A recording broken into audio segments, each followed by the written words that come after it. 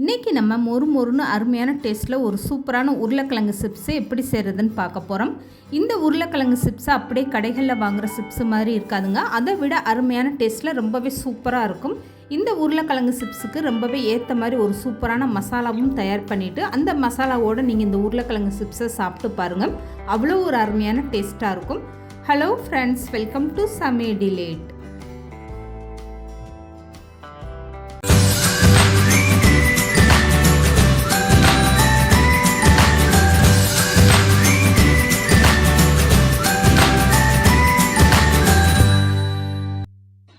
இப்போ இந்த உருளைக்கிழங்கு சிப்ஸ் செய்கிறதுக்காக 3 உருளைக்கிழங்கு இந்த மாதிரி நான் பெரிய உருளைக்கிழங்காக எடுத்திருக்கேன்.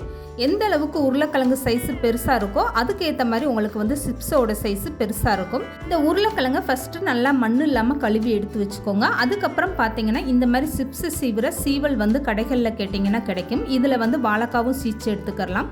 இதை கழுவிட்டு தண்ணி இல்லாமல் நல்லா தொடச்சி எடுத்து வச்சுக்கோங்க. இதுக்கப்புறம் ஒரு அகலமான தட்டு கீழே வச்சுக்கோங்க. இதுக்கப்புறமா சிப்ஸு சீவிர சீவலை டைட்டாக கையில் பிடிச்சிக்கோங்க. இப்போ உருளைக்கிழங்கு இந்த மாதிரி கையில் பிடிச்சிக்கிட்டு நல்லா டைட்டாக இந்த மாதிரி சீவி எடுத்துக்கோங்க. உருளைக்கிழங்கு சீவி எடுக்கும்போது ஒரே மாதிரியே நீங்கள் இப்படி மேலேருந்து கீழே இப்படி இழுத்து சீச்சு எடுத்துக்கோங்க. 2 பக்கமும் ஒரே மாதிரி நீங்கள் இழுத்தீங்கன்னா சிப்ஸ் முழுசாக உங்களுக்கு வராது. உருளைக்கிழங்கு பாதி பாதியாக உடஞ்சிட்டு தான் வரும். இப்போ பாருங்கள், இந்த உருளைக்கிழங்கு எந்த அளவுக்கு நல்லா லேசாக சீவி எடுத்தாச்சு பாருங்கள். ஒரே நேரத்தில் எல்லா உருளைக்கிழங்கும் சீவி எடுக்காமல் ஃபஸ்ட்டு ஒரு உருளைக்கிழங்கு இந்த மாதிரி நீங்கள் சீவி எடுத்துக்கோங்க. மொத்தமாக ஒரே நேரத்தில் எல்லா உருளைக்கிழங்கையும் இந்த மாதிரி சிப்ஸாக சீவி வச்சுட்டு அதுக்கப்புறம் பொரிக்கலாம்னு நினச்சி நீங்கள் அந்த மாதிரி செஞ்சீங்கன்னா உருளைக்கிழங்கோட கலர் மாறிடும். அதனால ஃபஸ்ட்டு ஒரு உருளைக்கிழங்கு இந்த மாதிரி நல்லா சீவி எடுத்துக்கோங்க. இப்போ பாருங்கள், உருளைக்கிழங்கு எந்த அளவுக்கு நல்லா லேசாக ரவுண்டாக வந்திருக்கணும். இப்போ சீவி எடுத்த உருளைக்கிழங்கு அந்த தட்டிலே நல்லா இப்படி பரப்பி விட்டுருங்க. இதுக்கப்புறமா ஒரு காட்டன் துணியை வச்சு இந்த மாதிரி உருளைக்கிழங்கு மேலே இருக்கக்கூடிய தண்ணியை இந்த மாதிரி லேசாக இப்படி ஒத்தி எடுத்துருங்க. இந்த மாதிரி எடுக்கும்போது உங்களுக்கு உருளைக்கிழங்குல இருக்கக்கூடிய தண்ணியெல்லாம் இந்த துணியில் நல்லா ஒட்டிக்கிறோம். இந்த மாதிரி நீங்கள் ஃபஸ்ட்டு தயார் பண்ணி எடுத்து வச்சுக்கோங்க. இதுக்கப்புறமா உருளைக்கிழங்கு சிப்ஸ் எப்படி பொரிச்சு எடுக்கிறதுன்னு பார்க்கலாம். இப்போ இதுக்காக நான் ஃபஸ்ட்டு ஒரு உருளைக்கிழங்கு இந்த மாதிரி சீச்சு எடுத்து வச்சுருக்கேன். இப்போ உருளைக்கிழங்கு சிப்ஸ் பொரிக்கிறதுக்காக இந்த மாதிரி எண்ணெய் நல்லா சூடாக இருக்கணும். உருளைக்கிழங்கை போட்டதுமே பாருங்கள் உங்களுக்கு எந்த அளவுக்கு நல்லா பொரிஞ்சு வருதுன்னு. இந்த அளவுக்கு எண்ணெய் நல்லா சூடாக இருந்தால் தான் உருளைக்கிழங்கு சிப்ஸை உங்களுக்கு ஒரே ரவுண்டாக வரும். எண்ணெய் சூடு இல்லாமல் நீங்கள் உருளைக்கிழங்கு சேர்த்திங்கன்னா இந்த எண்ணெயில் உருளைக்கிழங்கு எல்லாமே சுருண்டுக்கிட்டு உங்களுக்கு சிப்ஸ் முழுசாக கிடைக்காது. உருளைக்கிழங்கு சிப்ஸ் பொரிக்கும் போது நீங்கள் உருளைக்கிழங்கை மொத்தமாக அள்ளி போடாமல் இந்த மாதிரி ஒவ்வொன்றா தனித்தனியாக எடுத்து போட்டுக்கோங்க. உருளைக்கிழங்கு ஒன்றோடு ஒன்று ஒட்டிக்கிட்டு இருக்கும். அதனால் இந்த மாதிரி நீங்கள் தனித்தனியாக எடுத்து போட்டுக்கோங்க.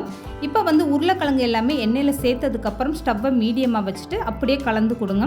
இந்த உருளைக்கிழங்கு சிப்ஸ் நல்லா பொரிஞ்சு வரணும். அதனால் ஸ்டவ்வை மீடியமாக வச்சுட்டு இந்த மாதிரி கலந்து கொடுத்துட்டே இருங்க. இப்போ பார்க்கும்போது உங்களுக்கே தெரியும் எண்ணெயில் இருக்க சலசலப்பெல்லாம் அடங்கி இந்த உருளைக்கிழங்கு எவ்வளோ சூப்பராக நல்லா செவந்து வெந்து வந்துருச்சு பாருங்கள்.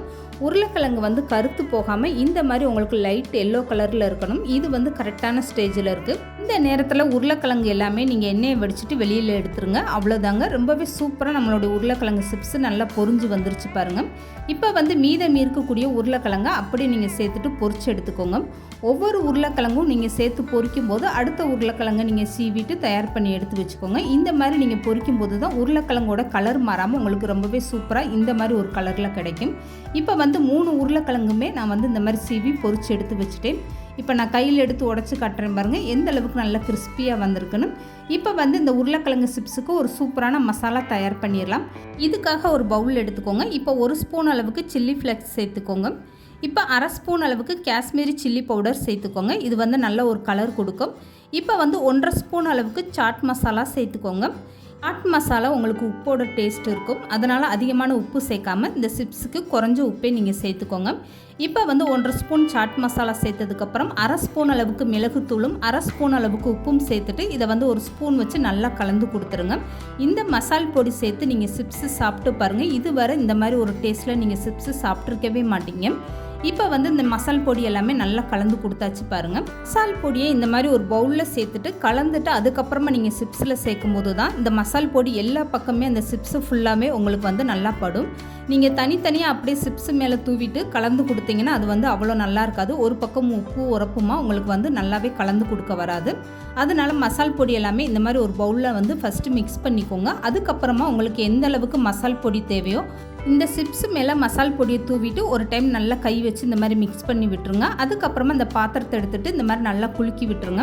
இந்த மாதிரி குலுக்கி விடும்போது இந்த மசால் பொடி எல்லா பக்கமும் நல்லா ஈவனாக பட்டு இந்த சிப்ஸ் வந்து சாப்பிட்றதுக்கு நல்லா காரசாரமாக ரொம்பவே சூப்பரான டேஸ்ட்டாக இருக்கும். இப்போ ஒரு சிப்ஸ் நான் கையில் எடுத்து காட்டுறேன் பாருங்கள், எந்த அளவுக்கு ரொம்பவே சூப்பராக வந்திருக்குன்னு. அப்படியே நம்ம கடைகளில் வாங்கக்கூடிய சிப்ஸ் மாதிரி ரவுண்டாக ஒரே மாதிரி ரொம்பவே அருமையாக வந்திருக்கு. இது சாப்பிட்றதுக்குமே அவ்வளோ ஒரு கிறிஸ்பியாக நல்லா காரசாரமாக ரொம்பவே சூப்பரான டேஸ்ட்டாக இருந்துச்சு. வீட்டில் இருக்கக்கூடிய உருளைக்கிழங்கை பயன்படுத்தி நீங்களும் இந்த மாதிரி உருளைக்கிழங்கு சிப்ஸை ட்ரை பண்ணி பாருங்கள், ரொம்பவே அருமையாக வரும். இனிமேல் வீட்டில் உருளைக்கிழங்கு சிப்ஸு சாப்பிடணும்னு தோணுச்சுன்னா நீங்கள் கடையிலெல்லாம் போய் வாங்க வேண்டாங்க. இந்த மாதிரி ரொம்பவே சூப்பராக நீங்கள் வீட்டில் ட்ரை பண்ணி பாருங்கள். இது சாப்பிட்றதுக்கு அவ்வளோ ஒரு அருமையான டேஸ்ட்டாக இருக்கும். இந்த வீடியோ பிடிச்சிருந்தா லைக் பண்ணுங்கள், ஷேர் பண்ணுங்கள், மறக்காமல் சமையல் டிலேட் சேனலை சப்ஸ்கிரைப் பண்ணுங்கள்.